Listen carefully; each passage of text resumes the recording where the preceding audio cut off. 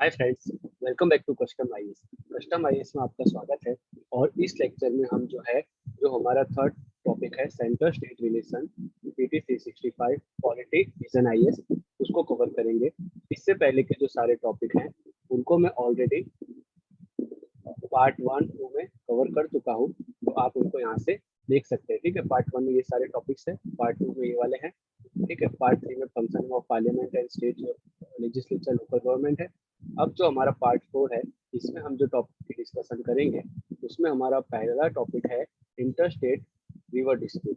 ठीक है, उसके बाद है इंटर स्टेट बॉर्डर डिस्प्यूट, फिर है seventh schedule, then borrowing powers of state government, then some other important news.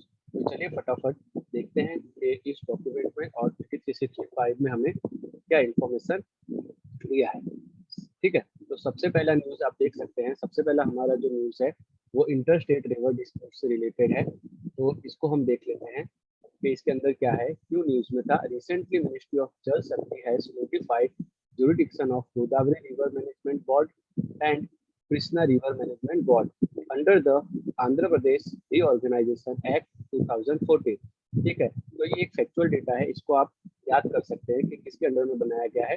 तो आंध्र प्रदेश रीऑर्गेनाइजेशन एक्ट 2014 के अंडर में बनाया है। यहाँ पे आप देख सकते हैं, एक कृष्णा रिवर है और एक गोदावरी रिवर है। ये तेलंगाना है और ये हमारा आंध्र प्रदेश है। ठीक है, तो इन दोनों में डिस्प्यूट है और दूसरे भी कुछ डिस्प्यूट है जो यहाँ पे दिए हुए हैं, तो हम एक बार आप इसमें नजर डाल सकते हैं। उसमें समझने जैसा कुछ नहीं है, सिर्फ आपको याद ही रखना है कि कौन से स्टेट के साथ और कौन सी रिवर का वाटर डिस्प्यूट चल रहा है। अब हमारे लिए जो इम्पोर्टेंट है वो क्या है, कॉन्स्टिट्यूशनल प्रोविजंस। हमें सबसे पहले ये देखना है कि हमारे पास कॉन्स्टिट्यूशनल प्रोविजन क्या है वाटर डिस्प्यूट से रिलेटेड। ठीक है, तो यहाँ पे 7th शेड्यूल के अंदर देखिए, 7th शेड्यूल एंट्री 17, ये आपको एंट्री याद रखना पड़ सकता है। Entry 17 of the state list deal with the water. ठीक है, तो एंट्री 17 है वो स्टेट लिस्ट में वाटर, वो स्टेट का सब्जेक्ट आता है। Water supply, irrigation, canal, drainage, embankment, water storage and water power. Also entry number 56 of union list gives power to union government for the regulation and development of interstate river and river valley to the extent declared by parliament to be expedient in the public interest। ठीक है, तो जो उसका regulation है inter state river का और river valley का उसका जो पावर है वो सारा पावर किसके पास है, यूनियन गवर्नमेंट के पास है। यूनियन गवर्नमेंट ही डिसाइड करती है कि भाई हमें जो इंटर स्टेट रिवर और रिवर वैली है उनको रेगुलेशन किस तरीके से करना है।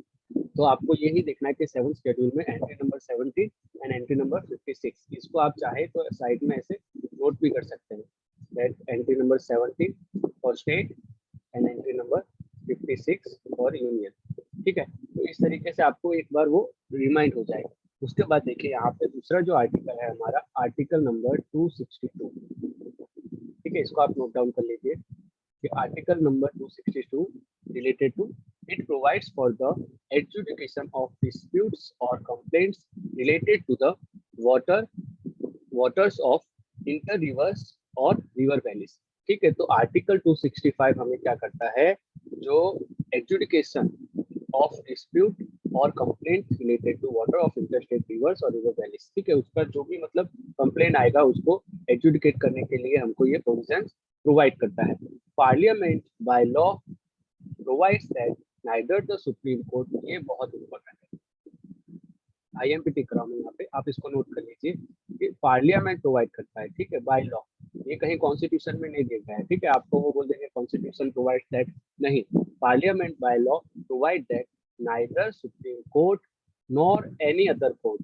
ठीक है, एनी अदर कोर्ट, ये एक्सट्रीम वर्ड है इसलिए मैं बता रहा हूँ आपको, यहाँ पे लोग कंफ्यूज हो जाते हैं। ठीक है, nor any other court is to exercise jurisdiction in respect of any such disputes और कंप्लेंट। ठीक है, जो इंटर स्टेट वाटर रिवर है, वाटर रिवर वैली से उससे रिलेटेड कोई भी कंप्लेंट सुप्रीम कोर्ट में या हाई कोर्ट में या किसी भी कोर्ट में उसका एक्सरसाइज नहीं कर सकते हैं। ठीक है, उसके बाद देखिए पार्लियामेंट ने यहाँ पे 2 लॉ इनेक्ट किया है। Parliament has enacted 2 loss. ठीक है, तो पार्लियामेंट ने कौन से लॉ बनाए हैं, यहाँ पे हमारे पास है रिवर बोर्ड एक्ट 1956। वो क्या करता है, provides for the establishment of the river board for regulation, ठीक है, and development of interstate river and river valley. River boards are established by central government, ठीक है, established by central government on the request of concern state. इसको भी आप note कर लीजिए, ठीक है, मतलब विदाउट रिक्वेस्ट भी वो बना सकते हैं, बट जो रिक्वेस्ट करते हैं स्टेट तो उसको सेंट्रल गवर्नमेंट बनाती है। उसके बाद जो है वो है हमारा inter state water dispute act 1956, empowers the central government to set up tribunal, ठीक है, ट्रिब्यूनल सेटअप करने का भी पावर किसको दिया है, जो है सेंट्रल गवर्नमेंट को दिया है। For the adjudication of interstate river dispute, decision of the tribunal is final, ठीक है, ट्रिब्यूनल का डिसीजन फाइनल होगा और बाइंडिंग होगा, ठीक है। तो यहाँ पे हम एक सिंपली भी समझ सकते हैं कि अगर दो स्टेट के रिलेटेड कोई प्रॉब्लम है तो उसके लिए कोई भी अगर एक्ट बनता है या कुछ बनता है तो उसको डायरेक्ट स्टेट तो बना नहीं पाएंगे, ठीक है, सेंटर को इन्वॉल्व होना पड़ेगा। दूसरी बात, अगर हाई कोर्ट या सुप्रीम कोर्ट कहीं पे भी हम उसको अपील नहीं कर पा रहे हैं या उसका मतलब एक्सरसाइज नहीं कर पा रहे हैं, तो फिर उसके लिए क्या करना पड़ेगा, एक अलग बॉडी बनानी पड़ेगी। तो वो अलग बॉडी क्या है, ट्रिब्यूनल्स है, ठीक है। दो ट्रिब्यूनल सेंट्रल गवर्नमेंट प्रोवाइड करेगी डिस्प्यूट रिजोल्यूशन के लिए। यहाँ पे एक और इंटरेस्टिंग फैक्ट है, इसको आप याद रख सकते हैं, chairman and members of water dispute tribunals are nominated by the chief justice of India, ठीक है, चीफ जस्टिस ऑफ इंडिया जो सीजेआई है हमारे, वो नॉमिनेट करते हैं चेयरमैन ऑफ ट्रिब्यूनल्स, ठीक है। तो आप ऐसे भी थोड़ा सा आइडिया लगा सकते हैं कि भाई लॉ रिलेटेड या डिस्प्यूट रिजोल्यूशन का ट्रिब्यूनल है तो वो उसका जो भी जैसे जस्टिस काइंड ऑफ ही होगा, ठीक है, तो उसकी जो नॉमिनेशन है वो सीजेआई कर सकते हैं। उसके बाद यहाँ पे देखिए कुछ मतलब अननेसेसरी चीजें दी हुई है जो हमारे एग्जाम के लिए इतने इम्पोर्टेंट नहीं है, फिर भी यहाँ पे दी है तो हम एक बार देख लेते हैं, ठीक है। तो यहाँ पे क्या दिया हुआ, international doctrines and rules with regard to water dispute, ठीक है। तो अलग अलग रूल्स है, डॉक्ट्राइन ऑफ रिपेरियन राइट, इसमें क्या होता है कि it recognize equal right to the use of water by all owners, but it condition is no resulting interference with the right of the other, ठीक है। तो जो अपर साइड में है उसको मतलब इतना ज्यादा इंटरफेरेंस नहीं करना है कि लोअर साइड वाले को बेनिफिट ना मिले, ठीक है। फिर उसके बाद देखिए सेकंड है theory of absolute territorial sovereignty और हार्मोन डॉक्ट्राइन। अब इसमें क्या है, सिंपली उसमें यही है कि भाई जहाँ से वो ओरिजिन हो रहा है, जो अपर एरिया में है रिवर के, वो उसको जैसे यूज करना है करे, ठीक है। मतलब इसमें ये वाला प्रिंसिपल होता है, अपना काम बनता बाढ़ में जाए जनता, दूसरे का उनको कोई मतलब नहीं है, कुछ भी लेना देना नहीं, ठीक है। इसके बाद तीसरा देखिए, तीसरा है थियरी ऑफ प्रायर अप्रोप्रिएशन, ठीक है। तो उसमें क्या है, फर्स्ट यूजर पूरा बेनिफिट ले लेगा, ठीक है, पहले से ही नक्की कर लेगा अपना राइट्स, और जो बाद में मतलब जो दूसरा यूजर है, नीचे वाला जो स्टेट है या एरिया है जो रह जाएगा, उसके लिए क्या बचेगा, बच्चा कुचा, मतलब जो रह गया वो यूज कर सकता है, ठीक है। उसके बाद एक और थियरी है यहाँ पे, theory of community of interest, ठीक है। तो इसमें क्या है, मैक्सिमम यूटिलाइजेशन के बारे में कहा गया है कि सेवरल स्टेट्स में से अलग अलग जगह से वो रिवर है जो पास होती है, तो maximum utilization for maximum people, उसका ज्यादा से ज्यादा यूज किया जाए ताकि ज्यादा से ज्यादा लोगों को फायदा मिले। उसके बाद देखिए डॉक्ट्राइन ऑफ इक्विटेबल अपॉइंटमेंट, ठीक है। तो इसमें क्या होता है कि भाई basis of equality of rights, उसके ऊपर से हमको डिसाइड किया जाएगा कि भाई सोशियो इकोनॉमिक नीड्स किसकी ज्यादा है, किसको बेनिफिट ज्यादा मिलेगा, उसके हिसाब से हमें उसको डिस्ट्रीब्यूट करना है और इक्वालिटी को भी ध्यान में रखना है। तो this doctrine has widely been used in India, ठीक है। तो इंडिया में doctrine of equitable appointment use किया जाता है, आप चाहें तो इसको मार्क कर सकते हैं, बट ये कोई इतना ज्यादा इंपॉर्टेंट नहीं है। उसके बाद भी देखिए दो तीन थियरी भी है, theory of equitable utilization of inter state waters, इसमें क्या है, each basis state should be entitled to a reasonable and equitable share in the beneficial use of water, ठीक है। तो मतलब जितने भी स्टेट है सबको इक्विटेबल राइट मिलना चाहिए। देन कैंपियन रूल, इसमें क्या है, need to include the water of an aquifer, ठीक है, मतलब कोई और भी अगर सोर्स है तो उसको भी इसमें इंक्लूड कर दिया जाएगा। उसके बाद क्या है, बर्लिन रूल 2014, इसको आप मार्क कर सकते हैं, क्योंकि अगर इसको चाहे तो डायरेक्ट ऐसे उठा के पूछ सकते हैं, Berlin rules 2014 is about what, ठीक है।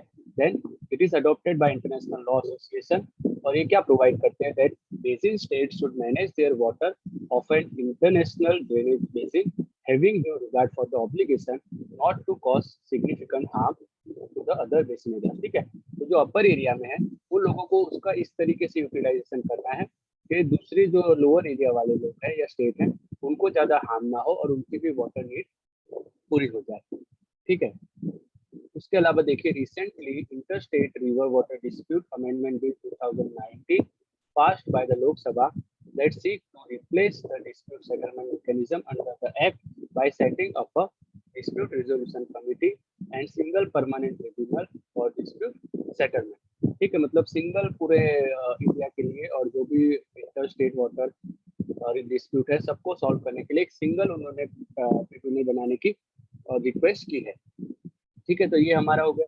इसके बाद दूसरा टॉपिक देख लेते हैं। दूसरा टॉपिक है हमारा इंटर स्टेट बॉर्डर डिस्प्यूट इन इंडिया, ठीक है। तो इंडिया में इंटर स्टेट बॉर्डर डिस्प्यूट जो है कहीं ना कहीं लगे ही रहते हैं, और ये न्यूज में क्यों है, recently Assam and Meghalaya government has agreed to settle the long pending inter state border dispute at least 6 areas, ठीक है। 6 एरियाओं में उन्होंने सेटलमेंट करने का डिसीजन ले लिया है। अब देखिए ये क्यों, ये एक फैक्ट है, इसको आप मार्क कर सकते हैं, क्योंकि ये इस तरीके के फैक्ट कई बार यूपीएससी हमको डायरेक्टली पूछ लेता है, ठीक है। तो Meghalaya was carved out of Assam and it became full-fledged state in 1972, ठीक है। तो मेघालय फुल स्टेट कब बना 1972 में, with over 884 kilometre of border, there are 12 point of dispute, ठीक है। दोनों स्टेट के बीच में 12 से ज्यादा है, including Langpi, Boko, etc. in Kamrup metropolitan and Hailakandi district, ठीक है। तो ये डिस्ट्रिक्ट के नाम है, उसका प्रोनाउंसिएशन अलग अलग तरीके से हो सकता है, मैंने जैसे पढ़ा ऐसे भी शायद हो सकता है। तो देखिए फिर क्या है, this dispute stemmed from the Meghalaya government refusal to accept the Assam reorganisation Meghalaya act of 1969। उन्होंने क्या किया, उन्होंने जो प्रपोजल दिया उसको मेघालय गवर्नमेंट ने रिजेक्ट कर दिया और फिर वो डिस्प्यूट क्रिएट हो गया। But recently decision came after the formation of special region committee, ठीक है। दोनों by both state to resolve the issues, दोनों स्टेट ने क्या बनाया है, स्पेशल रीजनल कमिटी बनाया है जिससे वो डिस्प्यूट सॉल्व हो सके, ठीक है। तो यहाँ पे देखिए, Indian administrative division and its inter state border dispute, तो इसके रिलेटेड थोड़ी सी हमको इन्फॉर्मेशन दी है। One of the oldest and greatest civilisation of the world, present day India union was formed by the joining over 550 princely states and British territories. Then State Reorganization Commission of 1953 divide Indian territory into 14 states and 6 union territories on linguistic and other basis, ठीक है। linguistic और other basis पे divide किया गया था। Today, though subsequent reorganization, the total number of administrative division in India is 28 states and 8 union territories. This division is not without cracks in certain borders, ठीक है। तो यही इन्फो दी है, और इसके अलावा यहाँ पे देखिए ग्राफ दिया है, और यहाँ पे इन्होंने ऐसा लिखा है active border dispute and government border dispute, but जो न्यूज है वो असम और मेघालय से रिलेटेड थी, ये वाला बॉर्डर है हमारा, ठीक है। उसके अलावा देखिए हिमाचल प्रदेश और लद्दाख के बीच में भी कुछ बॉर्डर डिस्प्यूट है, ठीक है। फिर हरियाणा और हिमाचल प्रदेश के बीच में भी है, हरियाणा पंजाब के बीच में ओवर चंडीगढ़, अभी देखिए काफी न्यूज में है जब से पंजाब में आम आदमी की सरकार आई है तब से। तो आप इस तरीके से ये सारे डिस्प्यूट को कहीं पे मार्क भी कर सकते हैं, बट ये मेंस के लिए आपके लिए ज्यादा इंपॉर्टेंट है, बट नॉर्मली आपको थोड़ा बहुत याद भी होना चाहिए। जैसे देखिए महाराष्ट्र और कर्नाटका में कौन सा है, over Belgaum district with large Marathi speaking population, ठीक है। उसके बाद कर्नाटक केरला में देखिए over Kasaragod part of Kerala with many Kannada speaking, ठीक है। तो इस तरीके से हो जाता है। फिर उड़ीसा वेस्ट बंगाल के बीच में देखिए कनिका सैंड्स आइलैंड के ऊपर है डिस्प्यूट, ठीक है। गुजरात और राजस्थान में देखिए आप मनगढ़ हिल के लिए डिस्प्यूट है। तो इस तरीके के डिस्प्यूट दिए हुए हैं, ठीक है। चलिए आगे बढ़ते हैं। तो हमारा अगला टॉपिक है उसको आप चेक करते हैं। तो अगला टॉपिक जो है वो 7th शेड्यूल के बारे में है। तो ये न्यूज में क्यों है, recently 15 finance commission chairman has called for a thorough review of, उन्होंने क्या बोला है कि हमें इसका थॉरो रिव्यू करना चाहिए। रिव्यू करने की बहुत ही नीड है of the schedule 7 schedule of the constitution in the wake of challenge of climate change and pandemic. ठीक है, क्योंकि क्लाइमेट चेंज और पेंडेमिक जैसी जो समस्या है उसके लिए जो डिसीजन है वो सेंट्रली डिसीजन होना चाहिए, और अगर यूनियन डिसीजन लेगा और उसमें लोकल लोकल पार्टिसिपेशन भी होगा तो उसको अच्छे से टैकल किया जा सकता है। ठीक है, कई बार क्या होता है जो एडमिनिस्ट्रेटिव प्रोसेस है उसको अगर सेंटर के हाथ में पावर ज़्यादा हो तो वो लोग अपने हिसाब से ज़्यादा हैंडल कर पाते हैं, क्योंकि कई स्टेट में अगर अपोजिशन पार्टी की सरकार है तो वो कई सारे रूल्स और रेगुलेशन को चेंज करने की कोशिश करते हैं, अपने हिसाब से करने की कोशिश करते हैं, इसलिए ये प्रोफेसर शायद किया होगा। और क्लाइमेट चेंज आज के टाइम पे एक बहुत ही बड़ा इशू है। ठीक है, अब हम देखते हैं 7 शेड्यूल के बारे में। ये देखिए 7 शेड्यूल आप क्या कीजिएगा, यहाँ से पढ़ने के बाद आप एक बार लक्ष्मीकांत से भी अच्छे से कवर कर लीजिए, बिकॉज क्या होता है बार बार ये देखिए कहीं ना कहीं पे न्यूज में आ रहा है 7 शेड्यूल, तो इसके बारे में आपको ए टू जेड सब चीजें पता होनी चाहिए। ठीक है, अब सबसे पहले हम प्रोविजन देख लेते हैं। Article 246 confers legislative powers on the parliament and state legislature on the subject enumerated in 7 schedule. तो ये तो हमको मालूम ही है कि भाई कुछ जो लिस्ट है वो उसको पार्लियामेंट पावर रखती है लेजिस्लेशन का, और कुछ सब्जेक्ट है उस पर स्टेट लेजिस्लेचर रखती है, और कुछ सब्जेक्ट है जिसपे दोनों रखते हैं। ठीक है, उसके बाद देखिए broad entries that are related to national importance were allotted to the union and entries of local. ठीक है, तो जो नेशनल इंपॉर्टेंट के हैं उनको यूनियन को दे दिया है, और जो लोकल कंसर्न है उनको स्टेट को दे दिया गया है। एज पर सरकारी commission concurrent list subjects are neither exclusive of national concern nor of local concern, hence occupy constitutional gray area। ठीक है, तो कुछ टॉपिक्स ऐसे होते हैं जिनको दोनों में रखा जाता है। ऑलराइट, तो यहाँ पे देखिए स्टेट का जो है वो लिस्ट भी दिए हुए है कि क्या फर्क होता है। तो 3 लिस्ट होती है। लिस्ट 1 जो है यूनियन लिस्ट बोलते हैं उसको, over which parliament has exclusive competence. ठीक है, तो उसमें कैसे टॉपिक आ जाएंगे, जैसे कि हमारे defence, foreign affair, railway, banking etcetera. उसमें कितने सब्जेक्ट है अभी? 100 सब्जेक्ट है अभी के लिए। ठीक है, पहले कितने थे? 97। Now list 2 of the state list over which state legislature have exclusive competence. ठीक है, बट इसमें क्या एक एग्जांपल है, जो मतलब प्रेसिडेंस रूल होता है या नेशनल इमरजेंसी होती है तब उसके पास वो एक्सक्लूसिव कॉम्पिटेंस नहीं होता है, तब उसके रूल्स जो है वो पार्लियामेंट या प्रेसिडेंट भी बना सकते हैं। अब इसमें कैसे कैसे टॉपिक आ जाते हैं, जैसे कि public order, police, public health, sanitation, batting and camping. ठीक है, पहले इसमें ओरिजिनली कितने टॉपिक थे? 66, और अब कितने सब्जेक्ट हैं? 61। उसको डिक्रीज कर दिया गया है। आपको पता लगाना है कि कौन से 5 सब्जेक्ट हैं, ठीक है, जिनको स्टेट लिस्ट से निकाल के कॉन्करेंट लिस्ट में शिफ्ट किया गया है। ठीक है, ये आप कमेंट सेक्शन में बता सकते हैं। उसके बाद देखिए जो थर्ड लिस्ट है वो कॉन्करेंट लिस्ट है, over which both parliament and state legislature have competence. इसमें कैसे कौन से टॉपिक आते हैं, जैसे कि education, population control, family planning, criminal law, protection of wild life, animal, forest etcetera. ठीक है, तो इसमें देखिए आप पहले कितने ओरिजिनली कितने टॉपिक थे? 47, और अब कितना है? 52। तो ये +5 हो गया और यहाँ से -5 हो गया, तो इसको यहाँ से यहाँ शिफ्ट किया है। तो आपको ये कमेंट करना है कौन से टॉपिक को किया है। ठीक है, अब दूसरी एक चीज देखिए यहाँ पे, रैशनल है behind the list system. List system के पीछे का रीजन क्या है, उससे मतलब उसका फायदा क्या होता है? तो उसका फायदा ये है unity and integrity of India increase होती है।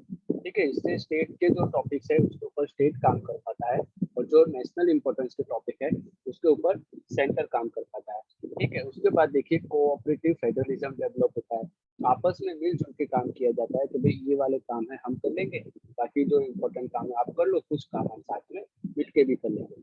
ठीक है, फिर प्रोविंशियल ऑटोनॉमी, मतलब स्टेट को भी एक ऑटोनॉमी मिल रही है कि कुछ सब्जेक्ट पे स्टेट अपने इश्यूज को खुद से सॉल्व करे। उसके बाद देखिए बैलेंस इकोनॉमिक डेवलपमेंट। ठीक है, इससे एक बैलेंस इकोनॉमिक डेवलपमेंट होता है ताकि जो स्टेट के सब्जेक्ट है उसके अंदर से जो इनकम हो और जो इकोनॉमिकल प्रॉफिट हो वो स्टेट को भी मिल सके। ठीक है। उसके बाद देखिए इनेबलिंग रिस्पॉन्सिव गवर्नेंस, ठीक है, गवर्नेंस इंप्रूव होता है क्योंकि हर चीज अगर सेंटर ही करने जाएगा तो वो ग्राउंड लेवल तक शायद इतना अच्छे से और इफेक्टिवली काम ना कर पाए, जितना अच्छे से और इफेक्टिवली काम जो है वो स्टेट कर पाता है। ठीक है, तो ये सारे सब रैशनल है उसके पीछे उन्होंने दिए हुए हैं। अब इसके बाद देखिए जो हमारा फोर्थ जो टॉपिक है वो है borrowing powers of state government. तो ये क्यों न्यूज में है, last year central government has increase the borrowing power, ठीक है, इंक्रीज किया था limit for a state from 3% को growth state domestic product to 5%, ठीक है, तो 3% से बढ़ा के 5% कर दिया गया है। उसके अलावा देखिए ये जो 5% है उसमें से 1% का मिलेगा raise was link to showing progress on four set of reform. 4 reform आपको दिखाना है, कौन सा ये आप याद कर लीजिए। यहाँ से मुझे लगता है आराम से एमसीक्यू बन सकता है क्योंकि वो ऐसे पूछेंगे कि which are the 4 topics on which rest 1% was linked to get the extra borrowing for the state, ठीक है। तो इस तरीके से आपको ये वाला याद रखना है कि 4 स्कीम है उसका जो रिफॉर्म है और प्रमोशन अगर स्टेट करेंगे तो उन्हें 1% एक्स्ट्रा बेनिफिट मिलेगा। Which of this 4 measures, one nation one ration card, ठीक है। इससे क्या होगा, जो माइग्रेंट्स है यहाँ वहाँ से अगर कहीं दूसरे राज्यों में चले गए तो उनको बेनिफिट होगा। ईज ऑफ डूइंग बिजनेस, इससे इकोनॉमिक ग्रोथ होगी, ठीक है। पावर डिस्ट्रीब्यूशन, क्योंकि ये पावर डिस्ट्रीब्यूशन सेक्शन में क्या है, बहुत सारा इन कंपनियों के ऊपर डेप्थ है मतलब कर्जा है, तो वो कर्जा अगर कम होगा एफिशिएंसी बढ़ेगी तो क्या होगा, सरकार के ऊपर भी कर्जा कम होगा, ठीक है। ऐसे इसका जो आप एग्जांपल है वो दिल्ली से भी ले सकते हैं, वो फ्री में बिजली भी देते हैं लेकिन फिर भी उनकी एफिशिएंसी दूसरे स्टेट के मुकाबले कुछ इंप्रूव हुई है। उसके बाद आप देखिए अर्बन लोकल बॉडी का जो रिवेन्यू है उससे रिलेटेड भी आपको रिफॉर्म करने होंगे। तो ये 4 चीजें आपको याद रखनी। This policy incentivising the state to adopt progressive policy to avail additional fund, ठीक है। अगर आपको एक्स्ट्रा फंड चाहिए तो आपको ये सारी प्रोग्रेसिव पॉलिसीज को अवेल करना पड़ेगा और इनको इम्प्रूव करना पड़ेगा और उनके अंदर जो है आपको रिफॉर्म लाना पड़ेगा। Overall 23 states avail the additional borrowing of 1.06 lakh crore, ठीक है। तो 23 स्टेट्स ने इस तरह से के लिए ऑप्ट किया है। उसके अलावा देखिए यहाँ पे कुछ और भी इंफॉर्मेशन दिया हुआ है, डू यू रिमेंबर करके, एफआरपीएम एक्ट के बारे में दिया है, fiscal responsibility and budget management act, ठीक है, वाज इनेक्टेड इन 2003। ये कब आया था, 2003 में आया था, ये आप डेट याद रखिए। Set a target for government to reduce fiscal deficit, ठीक है, जो गवर्नमेंट है उसको अपना फिस्कल डेफिसिट रिड्यूस करना है। अब इसके अंदर क्या है देखिए, the act provide room for the deviation, ठीक है, मतलब थोड़ा सा अगर कम हो गया कभी और ज्यादा हो गया तो उसका रूम भी प्रोवाइड किया है उसने। वो किस लिए किया है, from annual fiscal deficit target under certain condition. तो कंडीशन कौन सी होगी, लाइक अभी हमारा ये कोरोना या पेंडेमिक है, तो ये once in a century like condition है, तो इसमें हमको छूट छाट मिल सकती है। उसके बाद देखिए the fiscal deficit is targeted at 6.8% of GDP in 2021-22, ठीक है। उसके बाद government aim it to steadily reduce fiscal deficit to 4.5% by 25-26, ठीक है, 2025-26 तक उनको 4.5% तक उसको रिड्यूस करना है। उसके बाद देखिए यहाँ पे कुछ बेसिक इंफॉर्मेशन दी है, borrowing powers of the centre state, ठीक है। तो कॉन्स्टिट्यूशन प्रोविजन क्या है, अंडर आर्टिकल 292, ठीक है, 292 दोनों का जो आर्टिकल है बिल्कुल सेम है। Central government has unrestricted power to borrow subject to limit set by the parliament, ठीक है, मतलब उनको अनरिस्ट्रिक्टेड पावर है, वो मतलब कहीं से भी बोरोइंग कर सकते हैं बट उसका जो लिमिट है वो पार्लियामेंट से जो है फिक्स किया जाएगा, क्योंकि पार्लियामेंट की मर्जी से होगा तभी वो एक लिमिट उसके ऊपर रहेगी, वरना तो ऐसे अनलिमिटेड पैसे भी बोरो कर सकते हैं, उससे देश कर्जे में भी जा सकता है, समझ रहे, इसलिए।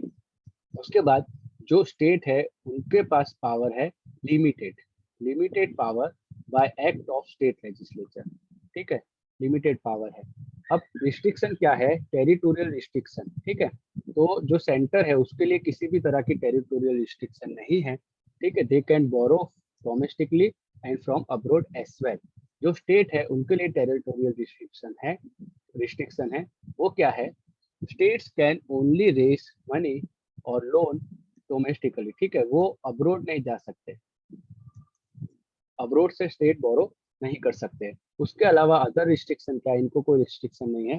Can borrow upon security of consolidated fund of state.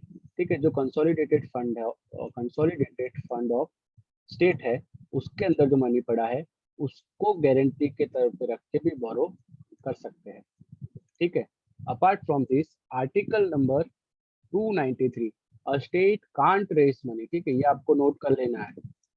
Can't raise or borrowing without the center's consent if it has any loan outstanding which is repayable to government of India।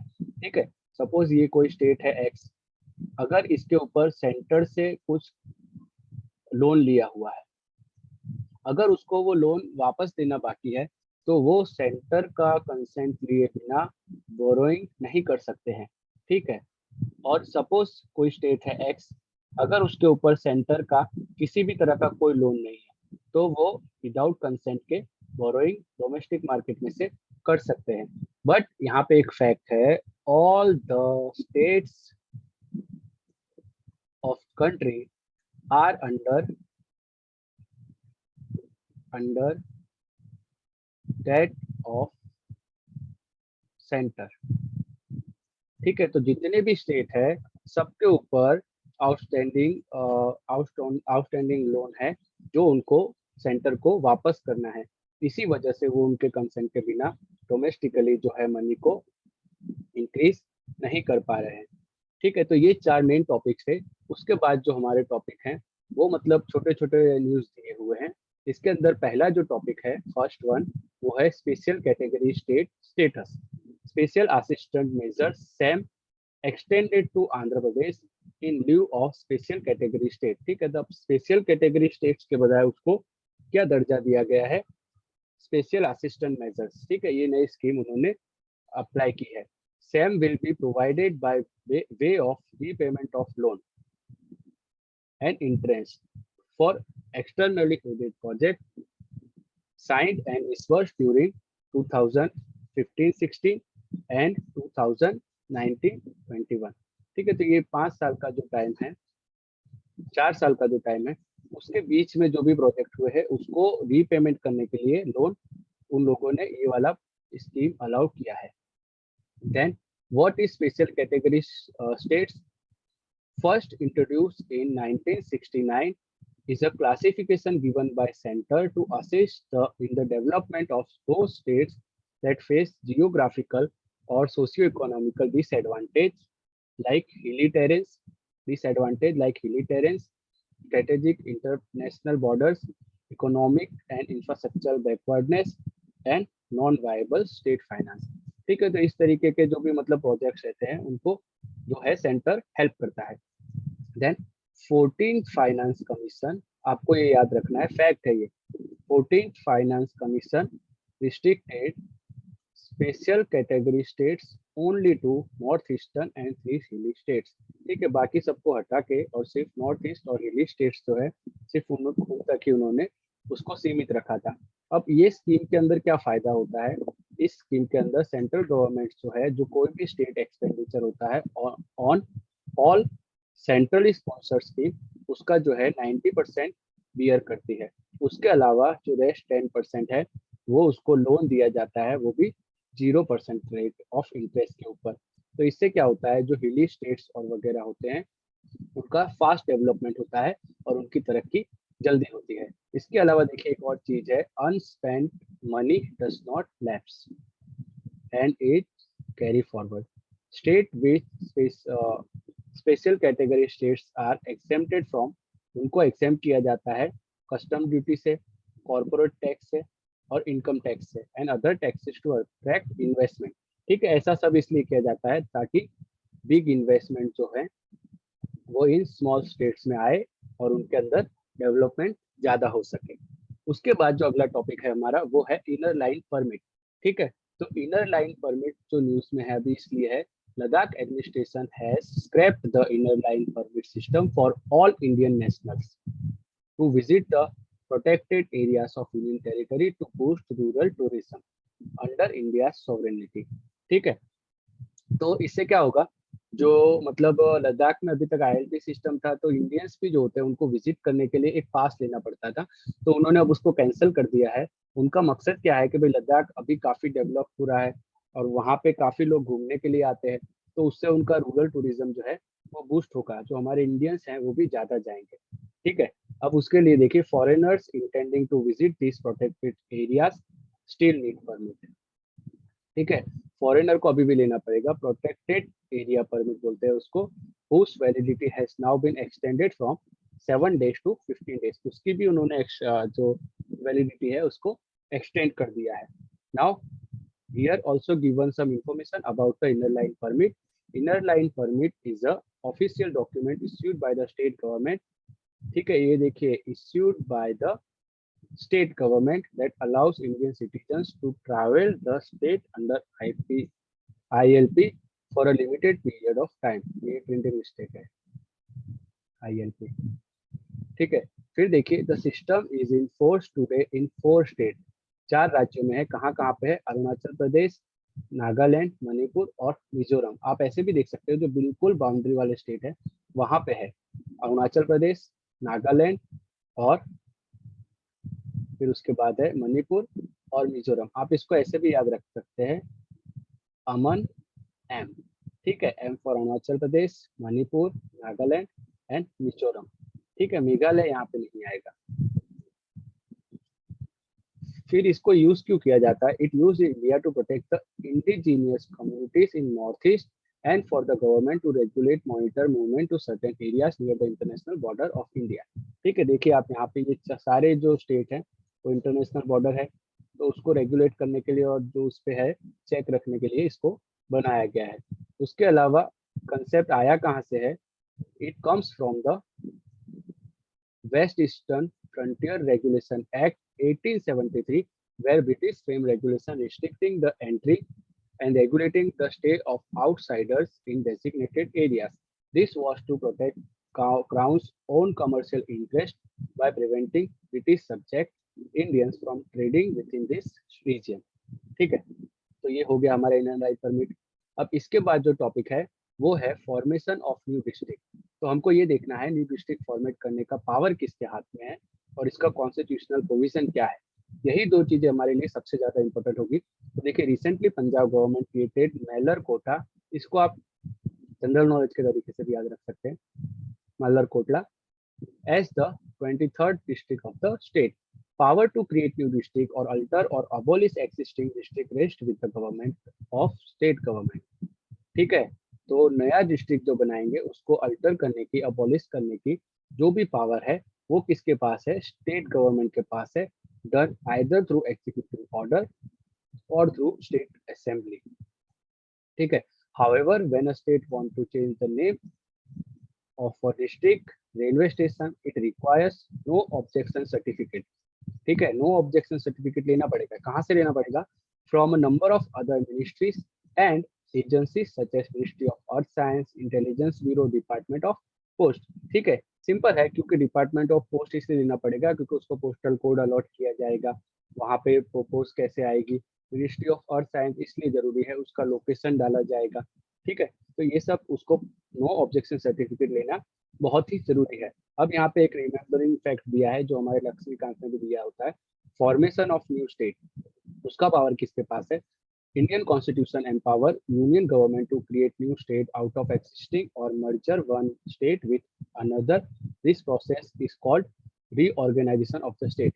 Basis of reorganisation could be linguistic, religious, ethnic and administrative. ठीक है, कोई भी इन चारों में से base हो सकता है या दूसरा कोई भी शायद हो सकता है। उसके बाद देखिए, new states are created under the provision of article 2, 3, 4 of the Indian constitution. ये तो फैक्ट है, लक्ष्मीकांत में दिया है, कॉन्स्टिट्यूशन में भी दिया है, तो आपको इसको तो याद कर ही देना है। In this regard presidential reference is sent to state assembly, but parliament is not bound to accept or act upon the views of the state. ठीक है, तो जो रेफरेंस होगा, जो मतलब चेंज करने का उन्होंने जो भी प्रपोजल लिया है उसको वो स्टेट के पास सेंड करेंगे प्रेसिडेंट के थ्रू। फिर वो उनको अगर कुछ एडवाइस देते हैं तो वो सेंटर की मर्जी है, उसको माने या ना माने, वो उनके ऊपर बाइंडिंग नहीं है या उनके हिसाब से वो डिसीजन नहीं लेंगे। तो वो इसी हिसाब से मतलब टू स्टेट को डिवाइड कर सकते हैं, एक स्टेट को डिवाइड करके दो कर सकते हैं, या दो को फिर से मर्ज करके एक भी कर सकते हैं, ठीक है, या इसमें से कोई एक जो डिस्ट्रिक्ट है उसको इसको भी दे सकते हैं। तो ये सारा जो पावर है वो कॉन्स्टिट्यूशन ने पार्लियामेंट को दिया है, ठीक है। और ये सारे जो चेंजेस होंगे, this will not be deemed to be an amendment of this constitution under article 368, ठीक है। 368 के अंदर में उसको अमेंडमेंट नहीं माना जाएगा। It's just require changes in the first and fourth schedule, ठीक है। फोर्थ और फर्स्ट शेड्यूल है, सिर्फ वहां पे ही चेंज करने की जरूरत है। उसके बाद जो हमारा अगला टॉपिक है वो है six schedule. Recently MP from Ladakh demanded the region to be included in the six schedule. तो इसकी सिक्स शेड्यूल क्या है? It covers the provision for the administration of tribal areas in the states of Assam, Meghalaya, Tripura and Mizoram, ठीक है। इसको याद करने के लिए मैंने जो मतलब ट्रिक बनाई है वो ऐसा बनाया है, AMTM, ठीक है। उसके अलावा आप ATM मनी ऐसे भी बना सकते हैं। तो यहाँ पे आपका हो गया आसाम, त्रिपुरा, मेघालय और ये हो गया मिजोरम। ऐसे बोल सकते is M is not equal to money, ठीक है, मतलब M मनी नहीं है, मणिपुर नहीं है। तो आपको ऐसे भी याद हो जाएगा, ATM money where M is not equal to money. Alright, तो आप इस तरीके से आराम से सिक्स शेड्यूल के अंदर जो फोर स्टेट आते हैं उनको याद कर सकते हैं। It allows for the constitution of autonomous district and council, ठीक है। तो वो ऑटोनोमस डिस्ट्रिक्ट और काउंसिल देते हैं, उससे क्या होता है, हायर ऑटोनॉमी मिलती है to frame provision to safeguard land, employment, cultural identity of a local population. इसी वजह से जो है वो लद्दाख है वो उसकी डिमांड कर रहा है ताकि उसको मोर ऑटोनॉमी मिले, ठीक है। तो यही रीजन है। उसके बाद देखिए जो हमारा अगला टॉपिक है वो है appointment of director general of police, DGP, appointment of DGP। तो इसके अंदर देखिए supreme court refuse to entertain application filed by the West Bengal government seeking permission to appoint its own director general of police without union public service commission, ठीक है। वो ऐसा इसलिए करना चाह रहे हैं कि भाई उसके ऊपर स्टेट सेंटर का कंट्रोल ना रहे। आपने देखा होगा अभी काफी वेस्ट बंगाल और सेंटर के बीच में टसल्स चल रहे हैं काफी इश्यूज के रिलेटेड, ठीक है। तो सुप्रीम कोर्ट ने कहा कि नहीं भाई ऐसा नहीं होता है, जो आपका DGP होगा वो UPSC के थ्रू ही और उसके कमीशन के इन्वॉल्वमेंट से ही सिलेक्ट किया जाएगा। अब जो स्टेट है उन्होंने कहा भाई पुलिस है वो स्टेट सब्जेक्ट है, ठीक है। तो सुप्रीम कोर्ट कहता है लैंडमार्क जजमेंट में कि भाई Supreme Court ordered that states need to send name of DGP candidate to UPSC, which picks 3 candidates from the eligible names based on seniority, experience, service record and other criteria, ठीक है। वो जो भी उनको पसंद है ऑफिसर उनके नाम UPSC को भेजेगा। उसके बाद UPSC क्या करेगा, उसमें से 3 नाम को पिक करेगा और उन तीनों नाम में से स्टेट्स को एनी ऑफ टॉप 3 कैंडिडेट, जो टॉप 3 कैंडिडेट है उसमें से स्टेट को सिलेक्ट करना है, provided that the candidate has minimum of 6 month service left, ठीक है। कम से कम उसका लेस देन 6 मंथ लेफ्ट होना चाहिए, ठीक है। अगर उससे कम होगा, 4 महीना या 3 महीना होगा तो क्या होगा, परेशानी होगी, वो बेचारे सेटल भी नहीं हो पाएंगे, तब तक उनका रिटायरमेंट आ जाएगा, ठीक है।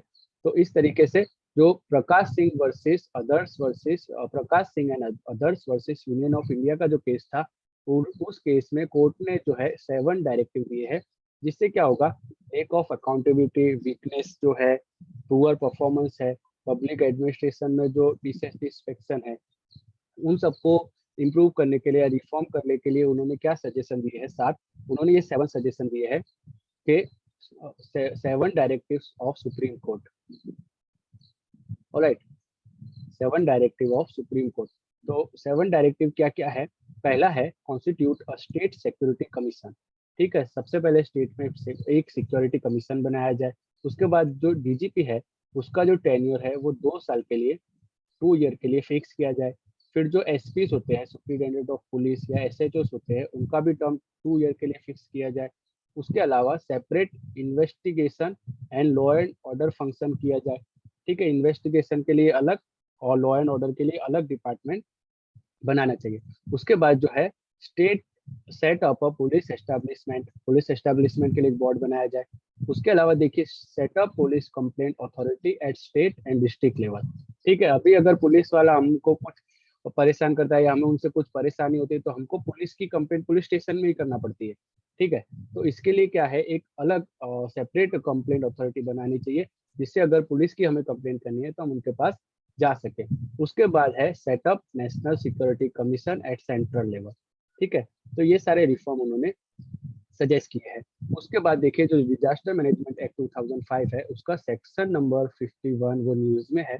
न्यूज में क्यों है? Former chief secretary of West Bengal was served a show cause notice by union home ministry under section 51 of the disaster management act 2015। ठीक है, रिसेंटली वहाँ पे जो इलेक्शन हुए और वहाँ पे कुछ मतलब वायलेंस हो गई थी, तो उसके ऊपर जो रिपोर्ट मांगा था सेंटर ने, और उनको सेंटर से कॉल आया था कि अब आप सेंटर के लिए सेंट्रल डेपुटेशन पे आ जाओ। तो उन्होंने क्या किया, वहाँ जाने के बदले रिजाइन कर दिया और फिर उनको पर्सनल सेक्रेटरी या ऐसा कुछ वेस्ट बंगाल के चीफ मिनिस्टर ने इलेक्ट कर लिया।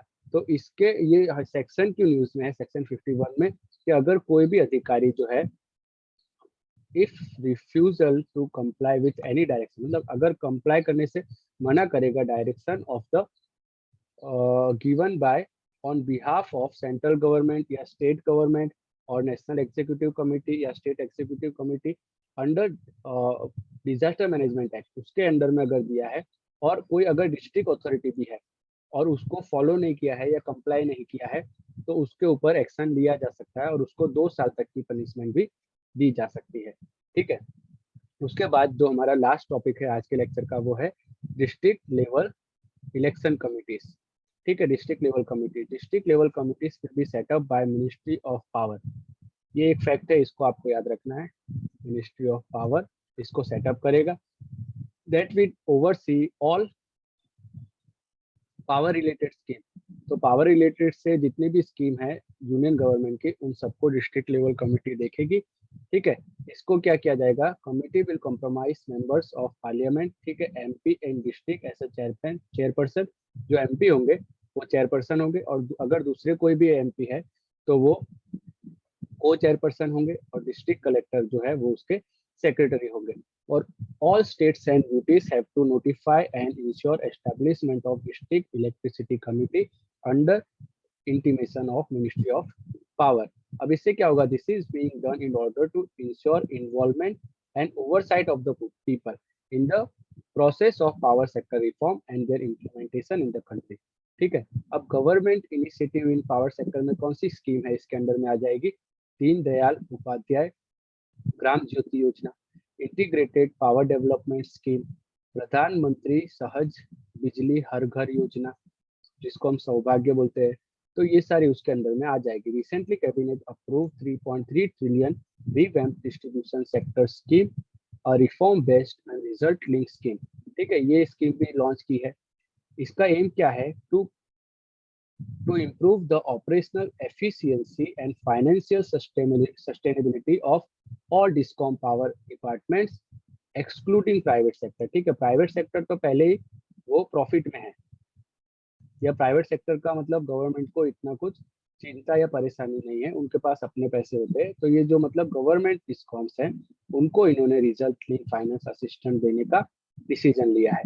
ठीक है, तो यहाँ पे हमारा जो ये है सेक्शन पूरा खत्म होता है। अब जो अगला हमारा पार्ट होगा उसमें हम जुडिशियरी से रिलेटेड टॉपिक पढ़ेंगे।